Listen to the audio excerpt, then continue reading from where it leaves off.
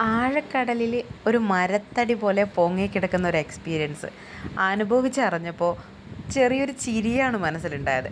കാരണം കുട്ടിക്കാലം മുതലേ കടലിനോട് ചെറിയൊരു ഭയം ഉണ്ടായിരുന്നു. കാരണം കണ്ട കാഴ്ചകൾ, കേട്ട അറിവുകൾ അതൊക്കെ ഭയപ്പെടുത്തുന്നതായിരുന്നു.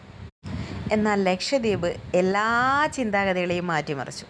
സ്കൂബ ഡൈവിങ് ആയിക്കോട്ടെ, കയാക്കിംഗ് ആയിക്കോട്ടെ, സ്നോർക്കലിംഗ് ആയിക്കോട്ടെ, എല്ലാ വാട്ടർ ആക്ടിവിറ്റീസും ഞങ്ങൾ എൻജോയ് ചെയ്തു. ഞങ്ങളെന്ന് പറഞ്ഞാൽ ഞാനും ഹസ്ബൻഡും മോളും. ആർക്കും ഒരു ഭയവും കടലിനെ ഉണ്ടായിരുന്നില്ല. അതിന് പ്രധാനപ്പെട്ട കാരണം സ്ഥലം ലക്ഷദ്വീപ് ആയതുകൊണ്ടാണ്. മറ്റൊരു പ്രധാന കാരണം ഞങ്ങളുടെ കൂടെ എന്തിനും ഏതിനും സപ്പോർട്ടീവായിട്ടുണ്ടായിരുന്ന ഞങ്ങളുടെ ടീംസാണ്.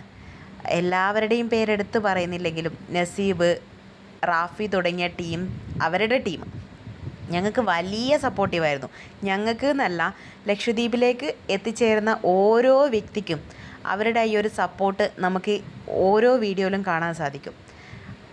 കടലിന് അടിത്തട്ടിലെ കാഴ്ചകൾ നമുക്ക് കാണിച്ചു തരാൻ വേണ്ടി അവരെടുത്ത എഫേർട്ട്. കാരണം മത്സ്യങ്ങൾ എല്ലാ സമയവും ആളുകളുടെ അടുത്തേക്ക് വരാൻ ചാൻസ് ഇല്ല. എന്നാൽ മത്സ്യങ്ങളെ ആകർഷിക്കാൻ വേണ്ടി ഒരു പാക്കറ്റ് ബിസ്ക്കറ്റും കൊണ്ടാണ് കടലിൻ്റെ അടിത്തട്ടിലേക്ക് അവർ ഞങ്ങളെ കൊണ്ടുപോയത്. ബിസ്ക്കറ്റ് ഞങ്ങളുടെ കൈകളിലേക്ക് ഇട്ട് തന്നപ്പോൾ ഓരോ മത്സ്യങ്ങളും കൈകളിലേക്ക് വന്ന് ആ ബിസ്ക്കറ്റ് കഴിക്കുമ്പോൾ നമുക്കുണ്ടായ ഒരു അനുഭവം അതൊന്നും പറഞ്ഞറിയിക്കാൻ പറ്റില്ല. അനുഭവിച്ചെങ്കിൽ മാത്രമേ അത് മനസ്സിലാവൂ. കടലിൻ്റെ അടിത്തട്ടിലേക്ക് ഇറങ്ങിച്ചെന്ന് കണ്ട കാഴ്ചകളാണ് സ്കൂബ ഡൈവിങ്ങിലെങ്കിൽ കടലിൻ്റെ മുകൾ ഭാഗത്ത് തന്നെ ഒരു ഫേസ് മാസ്കിലൂടെ അല്ലെങ്കിൽ ഒരു കൂളിംഗ് ഗ്ലാസ്സിലൂടെ നമുക്ക് കാണുന്ന കാഴ്ചകളാണ് സ്നോർക്കലിംഗ് സമ്മാനിക്കുന്നത്.